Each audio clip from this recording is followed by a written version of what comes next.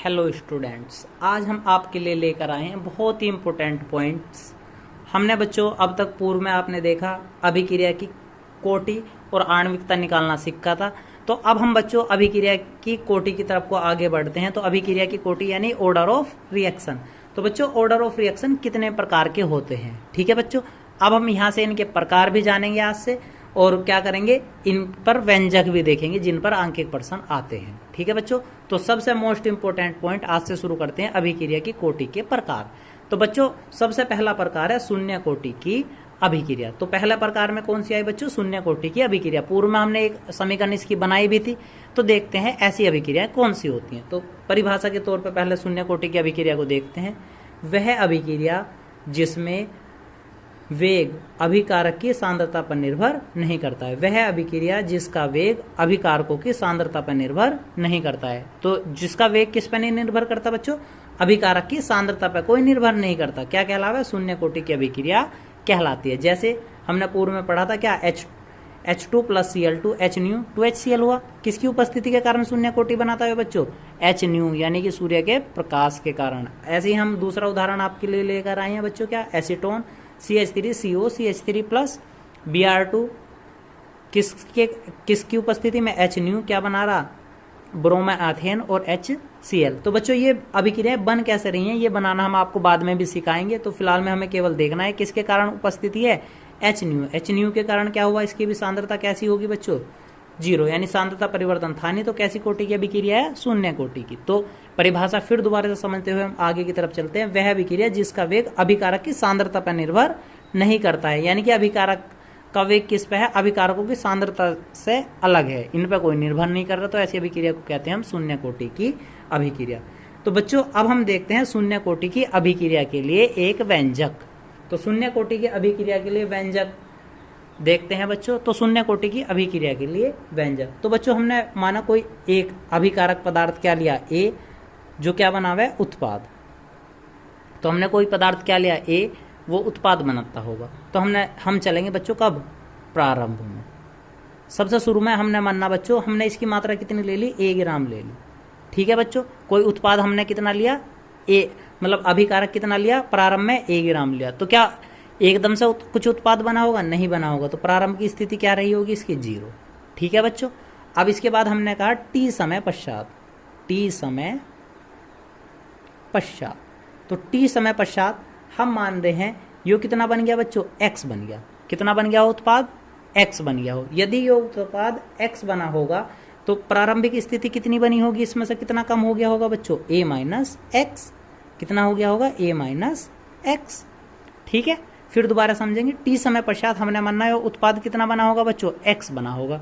तो क्या होगा, प्रारंभिक में से कितना कम हो जाएगा, प्रारंभ में X था, X में से X का A में से X कम हो गया। तो कितना बना, A - X ग्राम पड़ा। तो बच्चों आपने पढ़ा था द्रव्यानुपाती क्रिया का नियम, द्रव्य अनुपाती क्रिया के नियम से। तो क्या क्या था बच्चों, द्रव्यानुपाती क्रिया का नियम, dx/dt समानुपाती होगा किसके, सांद्रण के, इसके सामने, ठीक है बच्चों। तो इसका सांद्रण बनाते समय हम किसे पढ़ रहे हैं बच्चों, शून्य कोटि को पढ़ रहे हैं। तो यो क्या होगा, इस पर तो निर्भर करता नहीं। तो A का कोटि कितनी हो जाएगी बच्चों, 0। यहाँ हमारे पास A के स्थान पे क्या है बच्चों, A - X। तो क्या बनेगा, dx/dt समानुपाती क्या, A - X की घात कितनी बच्चों, 0, ठीक है। सभी पहले इसे हटाने के लिए हम एक नियतांक ले लेंगे, कितना बच्चों, dx/dt समानुपाती चिन्ह को हटाने के लिए एक नियतांक ले लिया हमने, k, A - X की पावर 0, ठीक है बच्चों। देखते हैं आगे।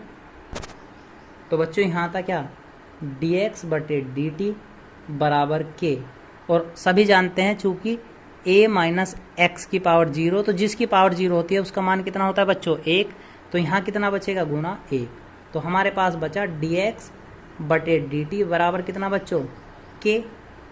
तो हम क्या करते हैं बच्चों, इसे समीकरण नंबर 1 दे देते हैं। क्या दे देंगे, 1, ठीक है। और आप सभी जानते हैं जहाँ k क्या है बच्चों, पूर्व में भी हमने पढ़ा था, k क्या था, वेग स्थिरांक। क्या है बच्चों, वेग स्थिरांक। तो करते क्या है, अब समीकरण 1 का समाकलन कर देंगे। क्या करेंगे बच्चों, समाकलन। ठीक है, दोनों ओर का से समाकलन करने पर। तो बच्चों ने, अधिकतर गणित वाले बच्चों ने तो समाकलन पढ़ा होगा, जिस बच्चे के पास बायो है उसने समाकलन नहीं पढ़ा। कोई बात नहीं बच्चों, चिंता ना करें, आपको यह टॉपिक तब भी समझ आएगा, आपने पढ़ा है चाहे ना पढ़ा है। तो समाकलन को ऐसे बड़े से एस से प्रदर्शित करते हैं। तो हमारे पास बचा बच्चों dx, और हमने t को क्या करा बच्चों, दूसरी तरफ ले गए। कहाँ ले गए, यहाँ से इस तरफ ले गए, तो यहाँ बनेगा k dt। ठीक है बच्चों, जो है t यहाँ बटे में बचा हुआ था, इसे हम कहाँ ले आए, इस तरफ ले आए। ठीक है, तो हमारे पास समाकलन में बचा dx और यो k dt। ठीक है बच्चों, इसे हम थोड़ा सा और हल करते हैं। dx इजकल टू k एक नियतांक था, तो नियतांक का समाकलन नहीं होता है, तो यहाँ बचेगा dt। ठीक है बच्चों, देखो इन दोनों पदों में कुछ नहीं आगे लिखा हुआ। सपोज हमने मान लिया कितना लिख रहा है, 1 लिख रहा है। ठीक है बच्चों, तो यहाँ भी 1 मान लिया, यहाँ भी 1 मान लिया। तो हम आपको एक सूत्र बताते हैं। सूत्र क्या है, समाकलन। यदि 1 dx का कोई समाकलन करा रहा हो, यानी कोई भी पद दे रखा, ऐसे समाकलन करा रहा 1 का dx के प्रति, तो जो पद बचा रहे इसका सूत्र है x आ जाएगा। ठीक है बच्चों, जिसके सापेक्ष वो समाकलन करा रहा तो वही पद एक बचा रह जा, किसका, 1 का कर रहे थे, किस पे, dx से। तो यहाँ बाद में क्या था, x, तो यहाँ x बच गया। ठीक है बच्चों, अब समझेंगे फिर दोबारा। तो यहाँ कितना बचेगा बच्चों, x बराबर k। अब यहाँ तो x था तो x बचा, यहाँ क्या है, t है, तो बच्चों यहाँ क्या बचेगा, गुणा में t। क्या बचा, t। और एक नियतांक ले लेते हैं, आ जाता है इसमें क्या, स्थिरांक c। समीकरण नंबर 2 फिर दोबारा से समझ लेंगे एक बार। हमने क्या करा बच्चों, पहले तो dx तो ये था ही, इसे t को ले गए, कितना बना दिया, kt, और दोनों तरफ का समाकलन ले लिया। समाकलन बड़े s को, 1 dx बराबर क्या, k dt। तो क्या होता है बच्चों, k को बाहर ले लिया, क्या, 1 dt बराबर क्या, समाकलन 1 dx बराबर x। तो क्या होता है सूत्र, 1 dx का x। तो 1 dx का कितना हुआ, x, k सेम था, और 1 dt का कितना बना बच्चों, t, प्लस क्या, समाकलन करने पे एक नियतांक आ जाता है बच्चों, क्या, c। समीकरण नंबर 2। अब हम क्या करते हैं बच्चों, इसमें c अलग से आया तो हम इसे c को हटाते हैं। क्या करते हैं, c को ही हटाना। तो c को हटाने, c के मान के लिए, तो हमें c का मान चाहिए। c के मान के लिए हम चलते हैं कहाँ बच्चों, प्रारंभ में। प्रारंभ में, तो प्रारंभ में जब हम इसके c के मान के लिए चलेंगे तो बच्चों आप देखेंगे, जब आप अपने प्रारंभ वाली स्थिति में चलेंगे तो प्रारंभ में सबसे पहले c के मान के लिए x का मान तो कितना था बच्चों, x का मान था 0। कितना था बच्चों, x का मान 0 प्रारंभ में। देखो मैं आपको फिर से दोबारा एक बार समझाता हूँ। a उत्पाद था जो प्रारंभ में आपके पास लिख रहा था, यहाँ कितना था, 0 प्रारंभ में।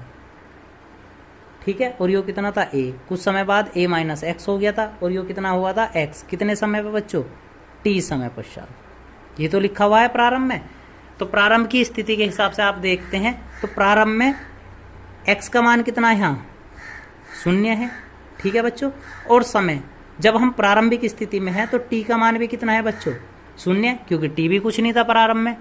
ठीक है, हमने क्या करा बच्चों, फिर दोबारा समझेंगे। c के मान के लिए प्रारंभ में चले, तो प्रारंभ क्या था, a इंटू उत्पाद। तो प्रारंभिक स्थिति में क्या था, x का मान भी 0 था और समय भी 0 था। x का भी 0 और t का 0 भी किस में रख देंगे, समीकरण नंबर 2 में। x व t का मान समीकरण 2 में रखने पर।